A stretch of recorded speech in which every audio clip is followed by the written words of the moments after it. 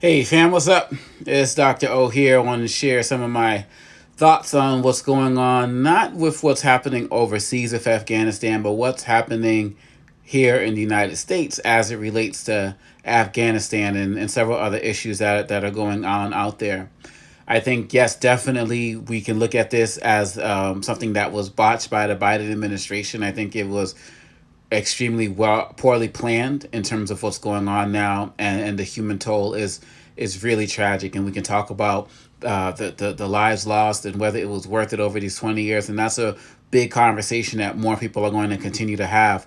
I do want to talk about another aspect of this, however, as it relates to the United States, primarily the fact that many people who are continuing the insurrectionist acts of January 6th are using this as another opportunity to stir up their racist sentiments and take advantage of nativist sentiments in order to pull more people on their side, led none other by Trump, who just completely flip-flopped on everything relating to Afghanistan in order to promote this racist message. We have people saying things online like, well, do you want the people on these planes landing in your town? Look, the reason why people continue to use these fear tactics simply is because they work.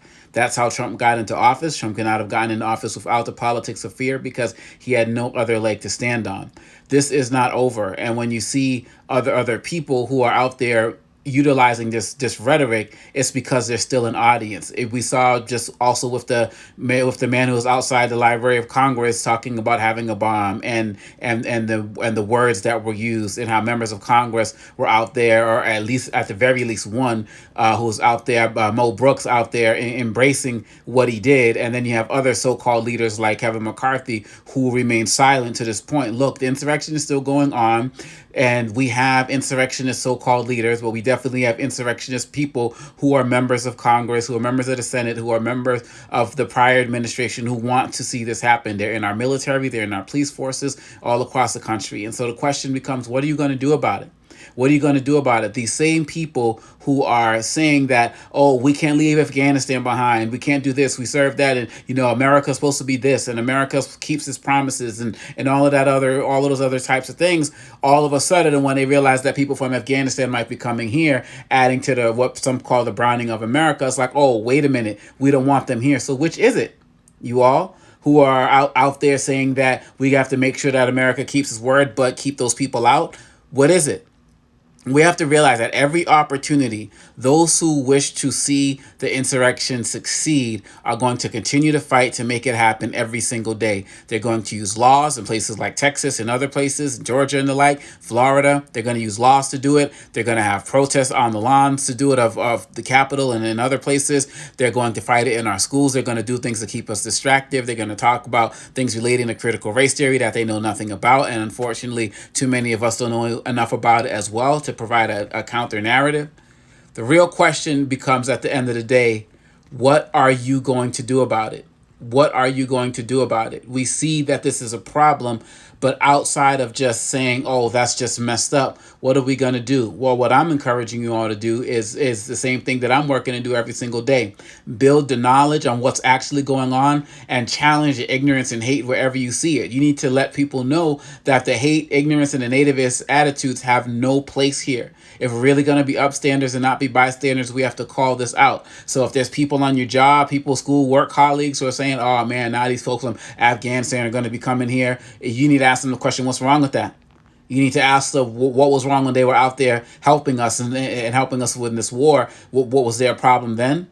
What's the issue? Do you have the same sentiment when people are coming from Norway and Sweden and Russia and other places? You have to call it out. If you don't call it out, it's going to fester. And when you hear Congress people out there talking about, these guys are out, like with this whole bomb situation, these guys are out here fighting for our freedoms and all of that. It's all connected. You got to call it out. You got to call it out with your votes. You got to call it out with your petitions. You got to call it out with your marches, with your feet. This is not the time to get complacent. We're calling for all of these things right now, voting rights and so on and so forth. But some of these things are happening because we dropped the ball. And we thought maybe because we had a black president, or maybe because it's not the 50s and this and that these things were going to go away. And then somebody like Trump didn't come and create it. He just unleashed it. And we're still here dealing with the remnants of it. And as somebody who lives in D.C., the capital, which is right down the street from me, basically is a regular target for these people. And so, look, you have to remember, once you stop fighting for what you don't want automatically takes over. And so if you're not willing to fight for justice, if you're not willing to stand up to these people in your communities, in your churches, mosques, or synagogues, if you're not willing to challenge these people when you see them on the streets or at work, or if you're not willing to challenge you people who are sharing these thoughts with your kids, educators, and the like, or challenge the textbooks that have always been put out there that question the narratives of the contributions of non-white people to society, if you're not going to be out there speaking on these things, then you are part of the problem. You are not part of the solution. At some point, you have to realize that deciding not to decide is a decision. And you have to decide that you are going to be an upstander, not a bystander, because if you don't, they win. And I'm talking about these Proud Boys. I'm talking about these Marjorie Taylor Greens of the world. I'm talking about these people out there who want to see race wars, people who want to get out there and see ignorance prevail, people who want to take advantage of the knowledge we do not have. At what point do you say enough is enough? But I'm with you here today saying that if we don't say enough is enough now, it might just be too late. And so as we go into the fall, we got to make sure that we're standing up to the ignorance. We got to stand up there. If you live in a community where people are coming in from Afghanistan, we got to make sure that we're welcoming to those families and communities, because that's what America is supposed to be about.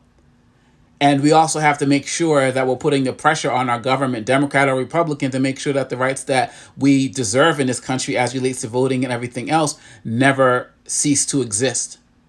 So look, at the end of the day, you have to remember that if you don't do something, nothing's going to get done. It is on you. It is on me.